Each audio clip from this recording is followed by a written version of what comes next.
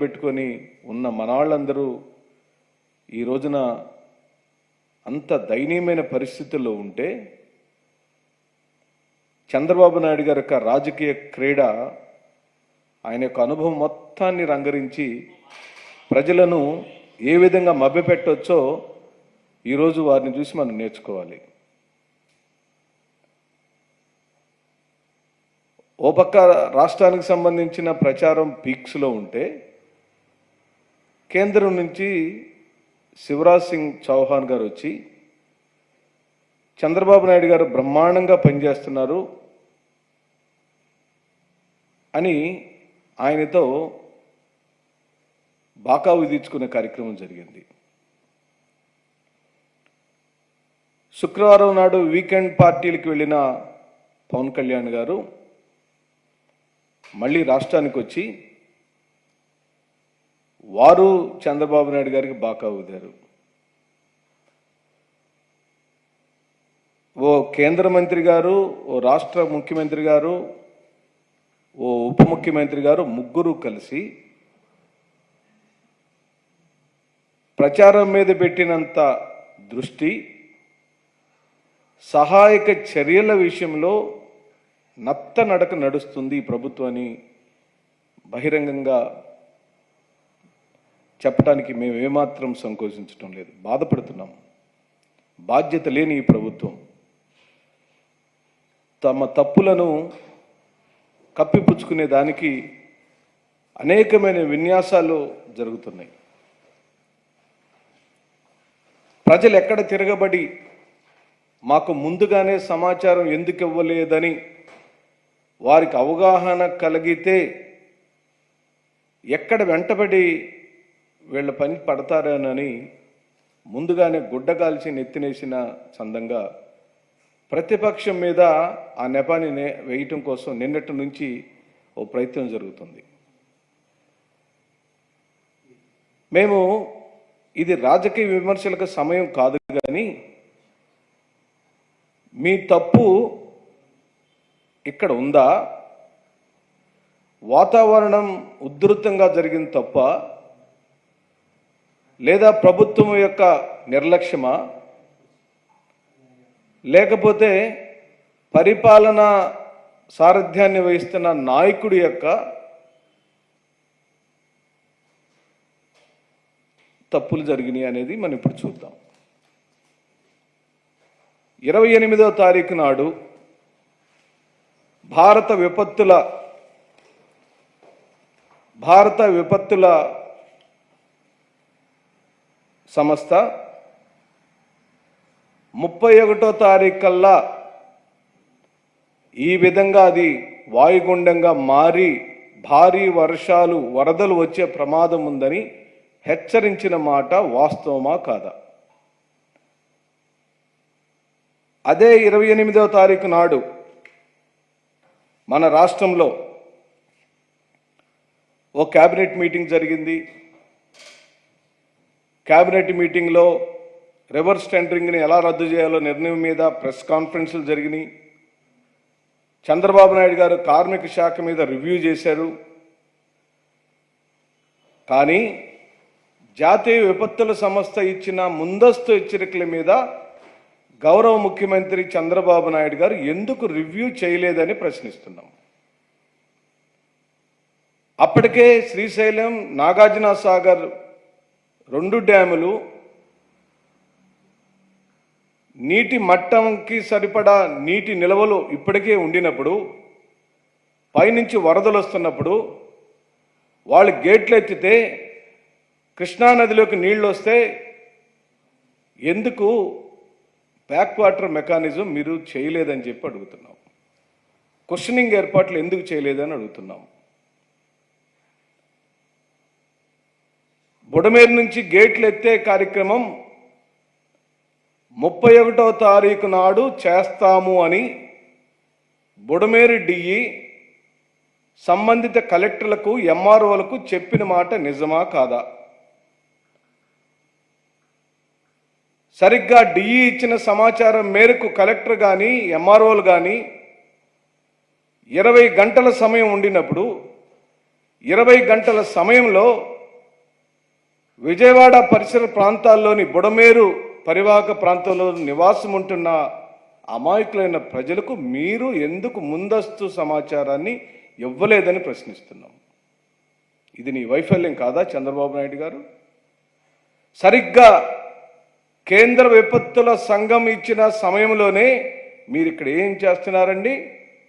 మా రాజ్యసభ సభ్యులైన మోపిదేవి వెంకటరమణను వేదా మస్తాన్ రావు గారిని కొనుక్కునే కార్యక్రమంలో ఉన్నారు. రెండో కార్యక్రమం ఆ ముంబై సినీ నటికి సంబంధించిన ఆ ఫేక్ కేసులను ఆపాదించడానికి ఏమేమి చేయొచ్చో పూర్తిగా యంత్రాంగం అంతా కూడా దాని మీదనే, మీ అధికార యంత్రాంగం, మీ రాజకీయ వ్యవహారం అంతా కూడా ఆ 2 కార్యక్రమాల మీదే దృష్టి పెట్టి మీరు నిర్వహించాల్సిన ముందస్తు రివ్యూలను అధికారులను అలర్ట్ చేసి చేసుకోవాల్సిన తగు విధమైనటువంటి చర్యలను పూర్తిగా తీసుకోవడంలో రాష్ట్ర ప్రభుత్వం విఫలం చెందింది. కాబట్టే ఈ రోజున 70 మంది చనిపోయారు, అమాయకులు 100 మంది చనిపోయి ఉంటారు. ఈ రోజు వరకు లెక్క తెలియని అనేకమైన ప్రాణాలకు ఆ రోజున గోదావరి పుష్కరాల్లో మీరు ఏ విధంగా అయితే తప్పిదం చేసి అన్ని ప్రాణాలకు మీరు కారకులయ్యారో, మళ్ళీ ఈ రోజున విజయవాడ నగరంలో ఈ 3 నుంచి 6 లక్షల మంది ప్రజలకు నష్టం జరిగింది కదా. ప్రతి రూపాయికి నష్ట కారకులు మీరే, మీ ప్రభుత్వమే అని చెప్పి ఈ సందర్భంగా మేము మనవి చేస్తున్నాం. బుడమేరుకు సంబంధించి కూడా మీరన్నీ పూర్తిగా అవాస్తవాలే ప్రజలకు చెబుతూ వచ్చారు. నిన్నటి నుంచి కూడా చెబుతూనే ఉన్నారు. 2014 నుంచి 19 వరకు మీరు అధికారంలో ఉన్నారు కదా. మీరు అధికారంలో ఉండిన సమయంలో దాని విస్తరణ పనులు లేదా ఆధునీకరణ పనులు ఎందుకు చేపట్టలేదని అడుగుతున్నాం. 2014 నుంచి 2009కి వెనక్కి వెళితే కేవలం వైఎస్ఆర్ గారు 3 నెలల కాలమే పరిపాలిస్తే ఆ 3 నెలల తర్వాత ఈ రోజున మీ పార్ట్నర్ అయిన కిరణ్ కుమార్ రెడ్డి ఆ రోజు ముఖ్యమంత్రిగా ఉంటే అప్పుడు ఆధునీకరణ కార్యక్రమాలు జరగలేదు.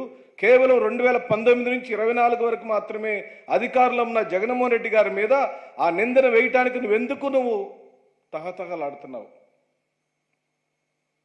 ఆధునీకరణ పనులకు సంబంధించి అక్కడ భూసేకరణకు సంబంధించి సమస్యలు ఉన్నమాట వాస్తవం కాదా? ఆ భూసేకరణకు భూములు ఇవ్వాల్సినటువంటి వాళ్ళు మేము ఇవ్వమని అడ్డం తిరిగినటువంటి రైతులు ఏ పార్టీ వాళ్ళో మీకు తెలియదా? అందాక ఎందుకు బుడమేరుకు సంబంధించిన ఛానల్లో కృష్ణానదిలోకి కలపడానికి మధ్యలో active power point ABN Radhakrishna గారిది కాదా?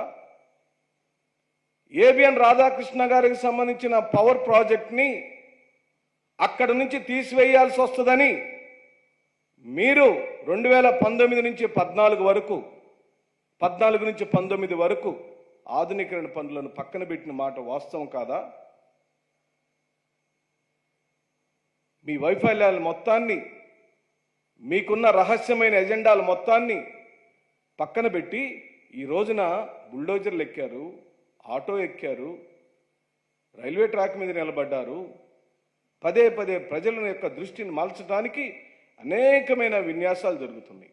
ఇవన్నీ అవసరం లేదండి. మీరు ఒక ముఖ్యమంత్రి గారి కార్యాలయంలో కూర్చొని సంబంధిత అధికారులందరికీ సంబంధిత ఆదేశాలు ఇచ్చి ఆదేశానుసారంగా వాళ్ళు పనిచేస్తున్నారో లేదో రోజుకొక మారు మీరు వెళ్ళి పరిశీలిస్తే తప్పనిసరిగా పనులు బ్రహ్మాండంగా జరుగుతాయి.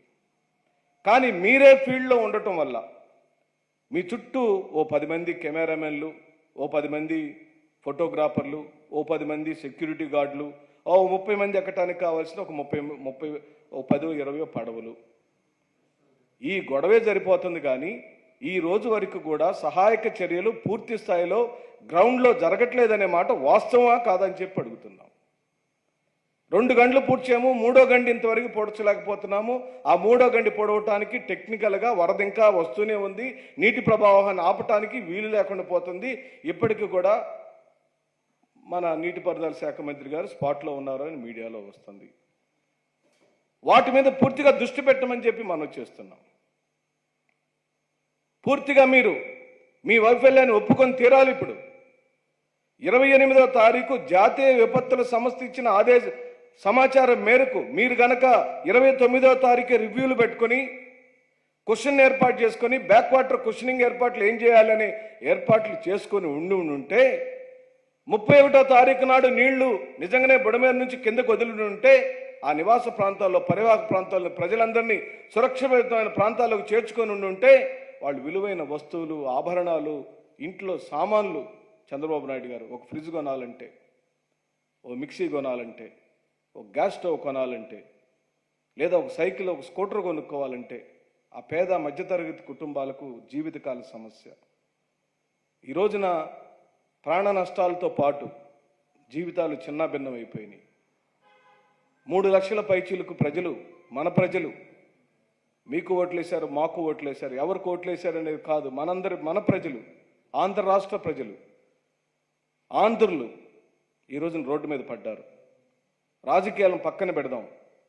దయచేసి మీరు బ్లేమ్ గేమ్ని ఆపేసేయండి. ఎవరు తప్పు చేశారో ఏ పరిపాలన ఎన్ని తప్పులు జరిగినాయో ముందు ప్రజలు సుఖంగా శాంతియుతంగా వాళ్ళు సురక్షితమైన ప్రాంతంలో ఉండేంత వరకు మీరు రాజకీయ క్రీడలను ఆపాలి. ఉమా గారితో ఒక స్టేట్మెంటు, అనిత గారితో ఒక స్టేట్మెంటు, వ్యంగ్యమైన స్టేట్మెంట్లు, వెటకారమైన స్టేట్మెంట్లు, నోరు జారేటువంటి తత్వాలు, ఏది పడితే అది మాట్లాడటాలు, అధికార అహంకారంతో మీరు మాట్లాడే ప్రతి మాటలు ఈ రోజున వరదల్లో చిక్కుకున్న ప్రజలకు ఏమాత్రం ఉపయోగపడదని, మీరేమైనా చేయదలుచుకుంటే ఆ ప్రజలకు సంబంధిత బాధితులందరికీ దయచేసి వెంటనే తక్షణ సహాయాలు చేయండి, వాళ్ళని ఆదుకోండి. వెనకబడినటువంటి ఎవరెవరైతే చిక్కుకొని ఉన్నారో వాళ్ళందరికీ సహాయం చేయమని కూడా మేము కోరుతున్నాం. ఈ రోజున మీరు 2014 నుంచి 19 వరకు మీరు పరిపాలించారు. 2014 నుంచి 19 వరకు మీ హయాంలో ఎందుకు పనులు సాగలేదు? మరి మీరే అధికారంలో ఉన్నారు కదా, ఎందుకు సాగలేదంటే అక్కడ రాధాకృష్ణ గారి power point active power project అండి. ఈయనేది ఊరికే నీ స్టేట్మెంట్ ఇవ్వట్లా, కావాలంటే ఫీల్డ్కి పోదాం. ఏబిఎన్ రాధాకృష్ణ గారికి సంబంధించిన యాక్టివ్ పవర్ ప్రాజెక్టు అక్కడ ఉంది. అందుకని ఆధునీకరణ పనులను అడ్డుకుంటూనే వచ్చారు. మేము కేవలం 2019 నుంచి అధికారంలోకి వచ్చాం. ప్రాక్టికల్గా ఉన్న సమస్యలు మాకు తెలుసు, మీకు తెలుసు. కానీ వాటిని మభ్యపెట్టి ఈ రోజున గుడ్డగాల్చి నెత్తినేసే కార్యక్రమం జరుగుతుందని, ఈ రోజున మాకు చిత్తశుద్ధి ఉంది. మేము ప్రజలకు సేవ చేసే విషయంలో ప్రజలకు మీరేదైనా మేలు చేస్తుంటే, నిజంగానే సహాయక చర్యలలో మీరు చురుగ్గా ఉంటే మేము ఈ రోజున పదే ప్రెస్ మీట్లు పెట్టి మిమ్మల్ని మాట్లాడాల్సిన అవసరం లేదు. మీరు పని చేయమని కోరుతున్నాం. పబ్లిసిటీ పిచ్చను ఆపి, పొగిడించుకునే కార్యక్రమం ఆపి, నష్టపోయిన ప్రజలకు నష్ట నివారణ చర్యలను చేపట్టమని, అసలు ఎంతమంది చనిపోయారో సంఖ్యని చెప్పమని, చనిపోయిన మృతదేహాలకు దహన సంస్కారాలని నిర్వహించమని, ఆ చనిపోయిన కుటుంబాలకు ఆర్థిక సహాయాన్ని అందించమని మేము వైఎస్ఆర్సీపీ పార్టీ తరపు నుంచి మిమ్మల్ని కోరుకుంటూ, అలాగనే ఎంతమంది చావుకు మీరు కారకులు, గోదావరి పుష్కరాలప్పుడు మీరే కారకులు. మళ్ళీ ఈ రోజున మీ పరిపాలన వైఫల్యం వల్ల జరిగిన ఈ పొరపాటుకు రాష్ట్ర ప్రజలకు క్షమాపణ చెప్పి, అలాగని మీరే ముఖ్యమంత్రి, మీరే నిర్వహణ, మీరే నాయకత్వం వహిస్తున్నారు, మీ చేతిలోనే పవర్ ఉంది. ప్రతిపక్ష నాయకుడి మీద దుమ్మెత్తిపోయటం వల్ల ఏ ఉపయోగం లేదు. ప్రతిపక్ష నాయకుడి యొక్క వ్యక్తిగత హననం, ఆయన వ్యక్తిత్వ హననం చేయటం వల్ల మీకు ఏ ఉపయోగం లేదు. మీరు ఎలాగో మా మీద దాడులు చేయటం ప్రారంభించారు, మా నాయకులను అరెస్ట్ చేయటం ప్రారంభించారు. కేవలం ఇది పబ్లిసిటీ స్టంటే. మీరు రాష్ట్ర ప్రజలు ఎక్కడ ఈ విజయవాడలో జరిగిన దారుణమైన మరణాలకు కారకులు మీరే అని గుర్తిస్తారోనని ప్రజల యొక్క దృష్టిని మార్చడానికి మీరు నిన్న నందిగం సురేష్ గారిని అరెస్ట్ చేశారు. ఆ విధమైన రాజకీయ కక్షని మీరు తీర్చుకుంటున్నారు. అయినప్పటికీ మాకేమీ భయం లేదు. చంద్రబాబు నాయుడు గారు మేము భయపడే రకాలు కాదు. మేము సోనియా గాంధీ అధికారంలో ఉండినప్పుడు, సోనియా గాంధీ దేశంలోనే పవర్ఫుల్ మహిళగా ఉన్నప్పుడు, సోనియా గాంధీకి ఎదురు తిరిగిన వాడు జగన్మోహన్ రెడ్డి గారు. జగన్మోహన్ రెడ్డి గారు రాజకీయ ప్రయాణం అంతా మీరు గమనిస్తే ఆయన నమ్మిన సిద్ధాంతం కోసం, ఈ రాష్ట్ర ప్రజల యొక్క మేళ్ల కోసం ఏ ఒక్క రోజున కూడా పారిపోయిన దాఖలాలు లేవు. మీరు రాసుకోవచ్చు, మీరు ఆనందపడవచ్చు, మీ యూట్యూబ్